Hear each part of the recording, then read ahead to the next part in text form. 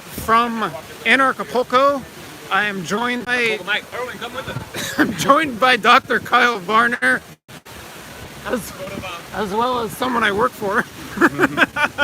This is Luke Radowski photobombing. Okay, let's walk away from the fountain a little bit. All right, this is totally impromptu. We're about to go eat dinner, but it's got to be done because you're leaving town tomorrow, right? Yes, I have to wake up at 3 in the morning.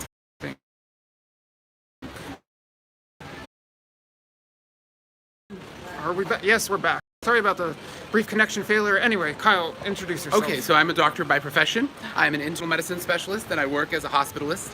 And I travel around the world promoting liberty. I'm really active in supporting and helping the Venezuelan opposition. I spend a lot of time in Colombia on the border with Venezuela, providing medical care to refugees, and all over Latin America, fight socialism.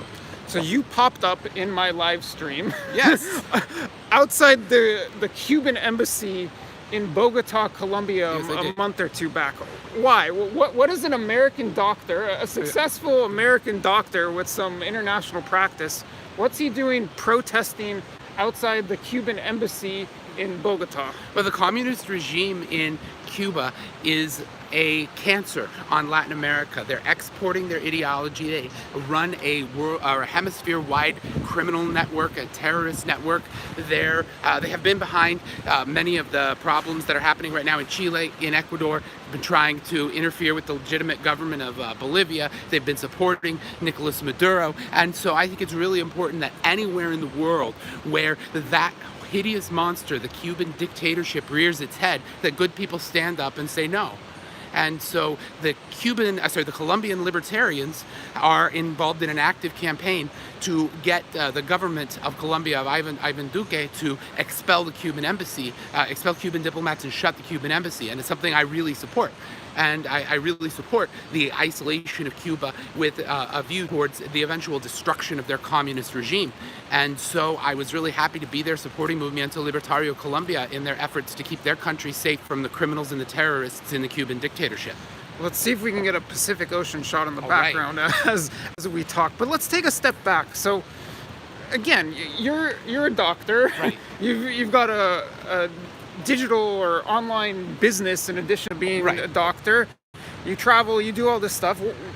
What made you care so much about the status of various countries in Latin America and their systems of governance and who's in charge? Yeah, well, what really made me care, what really got me into this, I mean, I could tell you a really long story about how when I was in medical school and doing a semester in Miami, my neighbors were all Venezuelan exiles who were mobilizing against Hugo Chavez. I could tell you about how when I was learning to speak Spanish, I listened to almost every speech that I could find by Hugo Chavez, trying to learn to hone my listening skills because he spoke slowly. But when it really hit home for me was when I started going to the border of Colombia and Venezuela and treating the patients and getting to know the victims of socialism firsthand. And I have one particular patient, her name was Flor, who died from a very treatable condition simply as a result of the economic collapse. And I couldn't save her,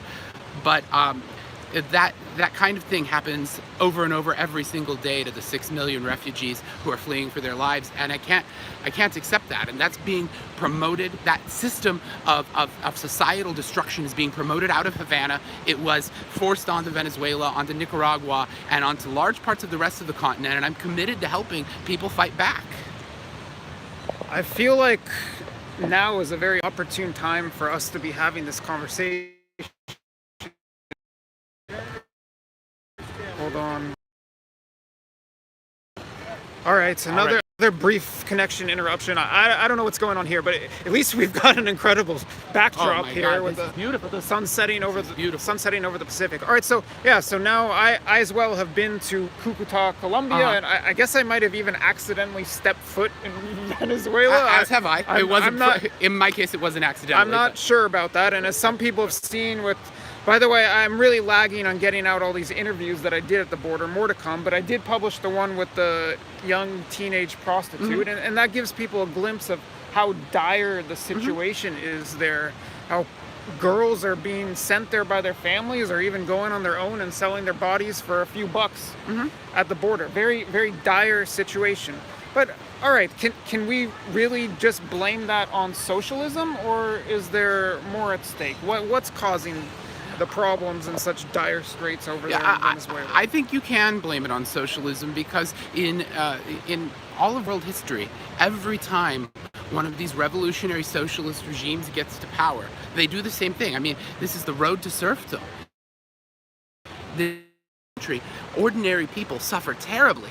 And it's just have developed an entire ideology called anti-imperialism to try to explain this away, where, anti-imperialism we like to think of as some anti-war ideology, but what it really is a very ham-handed, conspiratorially minded economic idea that was created to try to explain away the poverty caused by socialism and communism. It was created by Stalin. Let's get into that, because this actually represents a divide not just between socialists and capitalists or people on the right, but a divide between people at this very conference. Your views on foreign policy are not the mainstream views at this conference. No, definitely not. And the headline speaker, as has been the past few years, is Ron Paul, who, if not himself, his institute at the least, argues on very similar lines as the anti-imperialists. And you've been clashing heads, right, with the head of Ron Paul's institute. Right. Well, I think the propaganda that the Ron Paul Institute puts out is a complete disgrace, and it doesn't have any relationship or resemblance to the truth. By the way, I've been lobbying to get a Ron Paul interview at this conference, and I'd like to pose him questions about this, and I'm no Ron Paul hater myself, but I'm just throwing that in there. Yeah, well, in any case, it bears no relationship to the truth. He recently made a video defending the deposed dictator Evo Morales from Bolivia. And it was a really full-throated defense. And by the way, if you're an anti-interventionist, we're standing in the country that intervened to save Evo Morales' life. Mexico sent a private jet, a Mexican military jet, to basically rescue Evo Morales when he was about to be killed in the street. And now he's continuing to promote terrorism in Bolivia, and he's continuing to meddle in the politics of Bolivia from Argentina, thanks to Andrés Manuel López Obrador from Mexico. So it's interesting to me that people call themselves anti-interventionists, and then they make excuses when leftists intervene in other countries to try to promote leftist ideology. It's not a consistent philosophy. It just becomes someone being the servant to leftism. My impression, without trying to get too argumentative here, but my impression is this philosophy or ideology of anti-interventionism essentially applies to the U.S. only. That seems to be my impression. Yeah. And I think the same could be said about different regions as well. And as I've discussed in the past, I think there are cases to be made on both sides, for and against intervention. But I wish we could get Ron Paul on this broadcast, and I really want to hear more from the anti-interventionists, the anti-imperialists, because unfortunately, for my sake as a journalist, I want to hear both sides. But throughout my Latin America trip to this point, I've been mostly giving the floor to people like you. But granted, I don't know, maybe Ron Paul's going to step up and get on the stream. Maybe not. Probably not. But do you think there's any case to be made that the United States creates the problems in various countries in the region? Absolutely. There's a case to be made for that. And U.S. foreign policy has been very destructive around the world in a lot of places. In other instances, it's not been destructive, and it's been very good. We can look at Chile to the extent that the United States had anything to do with the toppling of Salvador Allende as a prime example of why sometimes U.S. action is really beneficial. We can look at Grenada, we can look at Panama, and then we can look at Western Germany and Taiwan. There are instances where the U.S. putting its weight behind the right side results in tremendously amazing things. And so I would argue that we have to have a nuanced view. Clearly, U.S. policy in the Middle East has been an abject disaster, and you're probably not going to be able to hear me over this guy. No, just keep talking straight into it. Well, clearly, U.S. intervention in the Middle East has been an abject disaster, and clearly the U.S. has made a lot of really horrible mistakes. But, I'll give one example, like Nicaragua, right? The U.S. is widely regarded as having made mistakes, and as having done really bad things in Nicaragua, and there's good reason for that. But you have to also understand the flip side. That is that the Sandinistas were absolute monsters. They're in power. And there's, I've tried to find libertarians inside of Nicaragua. I think you found one when you were there, or did you not find one? Because I was only able to hook you up with a Costa Rican. Or with a Nicaraguan in Costa Rica.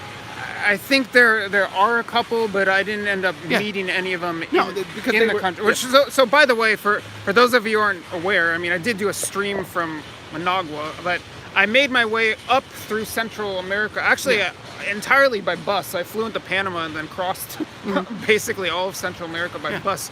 But yeah, so let's talk a bit about Central America. Sure. The U.S. has intervened everywhere, all over the place. Yes. And we have startlingly differences between the countries. We have Panama, where they're on the dollar in a sense that the country's been Americanized and the economy's much stronger than say a place like Nicaragua. Right. What does that say in your point of view? I mean, Nicaragua's history is one that's been marred by continually strong presence of leftists, the Sandinistas, these Marxist guerrillas funded by the Cubans and Soviets who terrorized the country. And the Contras, of course, were equally brutal. But what you have to realize about Nicaragua's history is that strong influence of the Sandinistas has, I'm sorry to say it, made that country a shithole because they have shithole ideas. Have you been there, by the way? I haven't been into Nicaragua. I've been right up to the border, but that's one of these places I don't dare go. That's because I've made myself an enemy of the Sao Paulo Forum and the criminal network behind it, and they're strongly implanted in Nicaragua, Cuba, and Venezuela. Which, by the way, having been there recently, just a couple little anecdotes. Right in the center of town, you've probably seen photos. Yeah. It's right in the center of town in Managua. There's a traffic signal with a giant lit up Hugo Chavez over it, and then you see Venezuelan flags throughout various points and Sandinista stuff all over the place. It's really disgusting to see that kind of thing. But so I'm not saying that's disgusting. That's my opinion. But you have to realize that ideas have consequences, and when you have bad ideas, the result is tremendous human suffering and tremendous poverty. And Nicaragua's seen that, and there are so many Nicaraguan refugees in Costa Rica right now. So the idea like, the U.S. is the only bad guy. No, I mean, the U.S. was trying to do something really good, but it went about it in a very bad way, and there were a lot of bad things done. But you have to have a holistic view of this. That is to say that they were fighting the Sandinistas, and the real shame is that they lost. I mean, the real shame is that Ortega was able to come to power. And Nicaragua is not going to get better until Ortega dies, and his criminal network in charge of the state there is dismantled. It's that simple.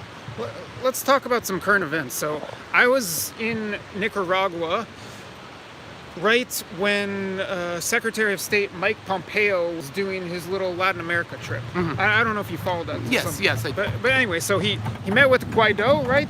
Juan Guaido. Yeah, he met with Juan Guaido in Colombia. So and then he stopped in Costa Rica, where he reportedly discussed the Nicaragua situation. So right now, the U.S. government is actively involved in the region. They're not sending in drones, at least not at the moment. They're not overthrowing anyone at the moment, but they are actively involved. So what do you make of the U.S. government policy right now, as far as we understand it, in the region? Yeah, it's hard to understand completely what their plan is.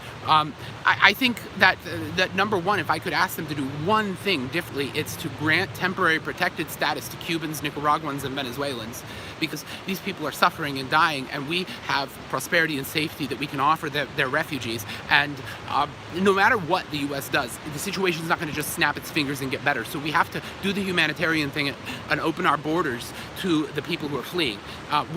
You'd see the rest of Latin America is just suffocating under this mass of refugees that they can't care for or assimilate, and some of that's due to policies where they don't let them work legally and these kind of things. But the fact of the matter is we could be kind of a pressure release valve that could do a lot of humanitarian good. The second thing I would say is that by the way, I'm just going to cut you off briefly. After the second thing, let's touch a bit more on the refugees and the migrants. Sure. So the second thing I would say is that the U.S. is the only counterweight to the Sao Paulo Forum. So Cuba, Venezuela, and Nicaragua. And for those who haven't seen the prior broadcast, what's the Sao Paulo Forum? The Sao Paulo Forum is a network that was initially created by Fidel Castro. They initially met in Sao Paulo. That's why they call it the Sao Paulo Forum. And it's all the leftist government governments, or if you want to call them leftist regimes in Latin America. So that right now includes Mexico, where we are, and Andres Manuel is a member of that. It includes Argentina with Kirchner Fernandez. It includes Venezuela, Cuba, and then pretty much every country has minority parties that are participants in the Sao Paulo Forum. They support Nicolas Maduro, they support socialism and communism, and they've created basically a criminal and terrorist network throughout Latin America to promote this agenda. So it's not like Venezuela is happening in a vacuum. Venezuela is part of a giant hemisphere-wide criminal organization, and if we don't attack that criminal organization, I think that the entire hemisphere is basically going to be left to the wolves, because they have state sponsorship from multiple states. They have a lot of resources, organized crime. They're using terroristic acts, like, for example, in Chile, the burning of the subways, burning of half the Walmarts in the country, and they're going to be able to topple the legitimate democratically elected and liberal governments and impose their version of totalitarianism. And I believe that without the U.S. acting as a counterweight to that, we'd have a new Soviet Union on our southern border extending right up to San Diego, California.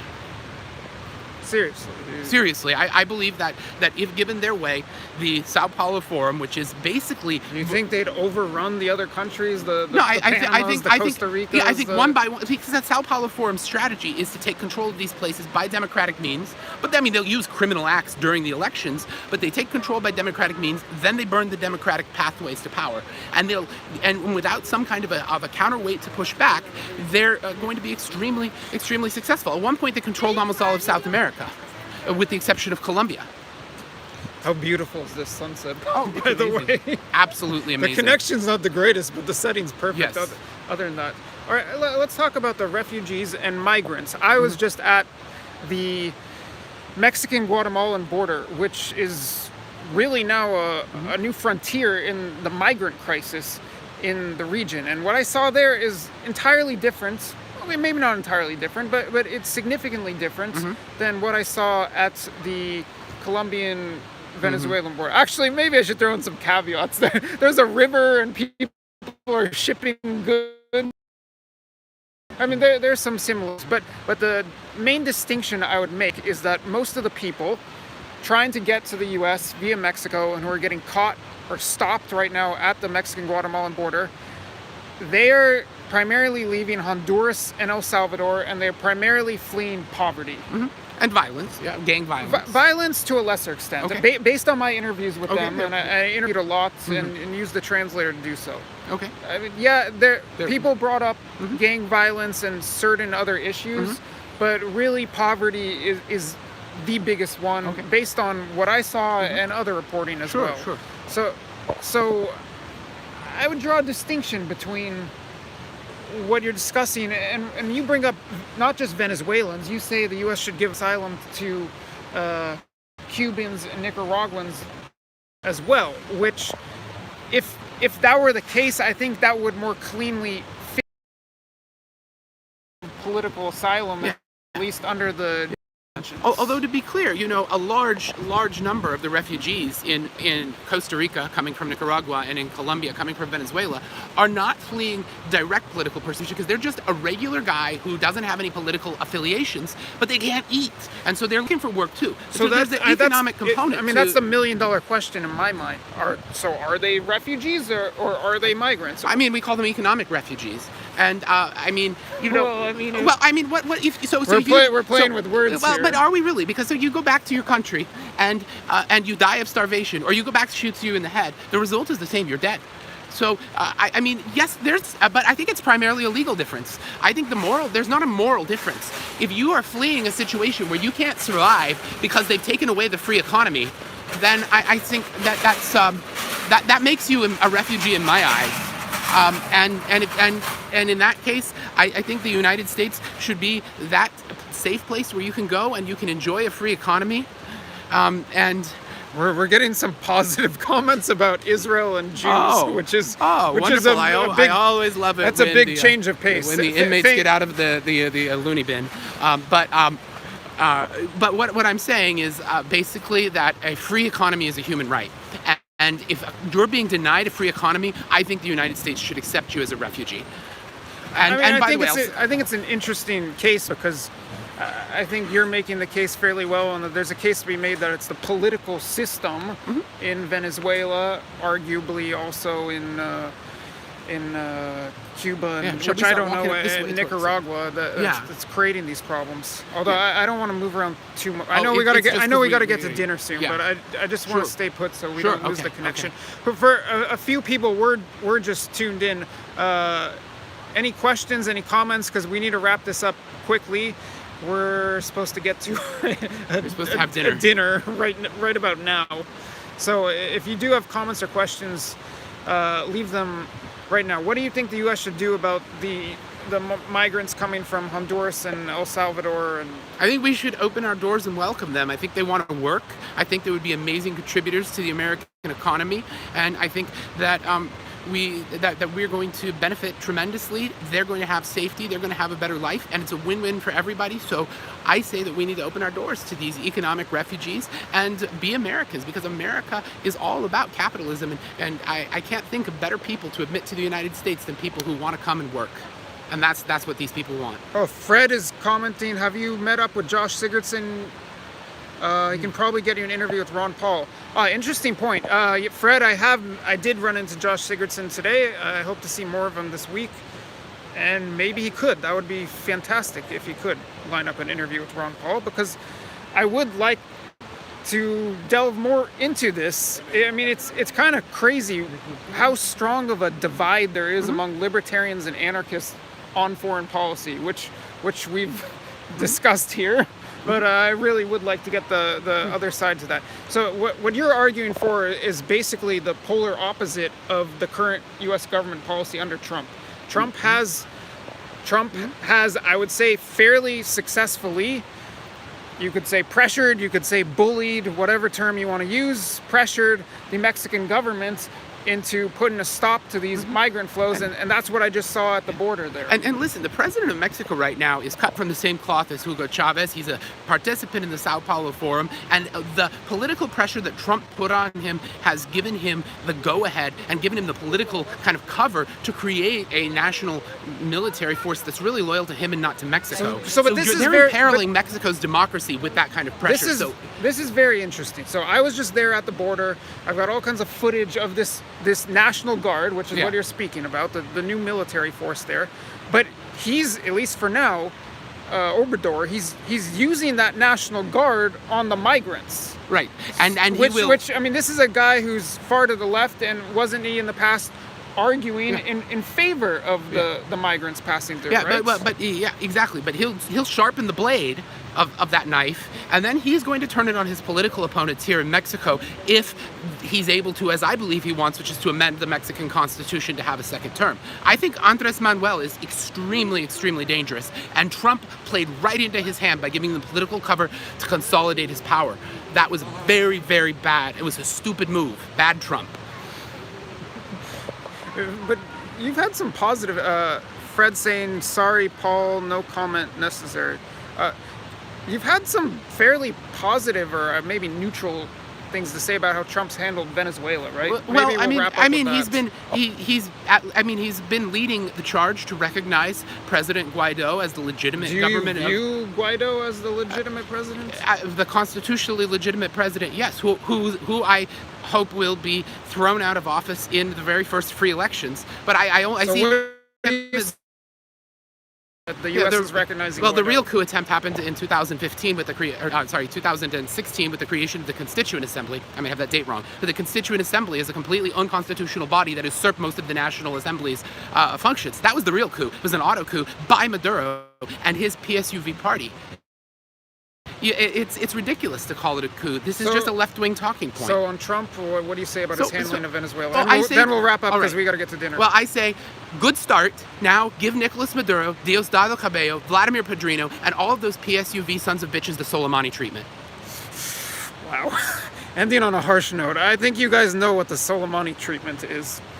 I'm not advocating for that, but Kyle is apparently, and in a very bring the drones and bring freedom, unabashed manner. Well, I've got to say, it's been a pleasure running into you on this trip, always, and you've been a tremendous help to me in the sense that you connected me with people in Colombia, and specifically over at the Colombian-Venezuelan border, and you were very much the inspiration for that happening. Thank you. I And appreciate that. when I set out on this trip, I wanted to go to Venezuela. I didn't think I'd be getting there. I didn't even think I'd be getting to the border, but I got to the border. So Yeah, well, I'm so glad you got to go there and got to see it with your muchas gracias, mi De amigo. nada, es mi placer. Okay. Thanks a lot for everyone tuning in. There will be more to come from Anarchapulco, as well as lots more footage and interviews that I need to roll out from this Latin America trip. So thanks a lot for watching, and have a good night. Adios. Adios.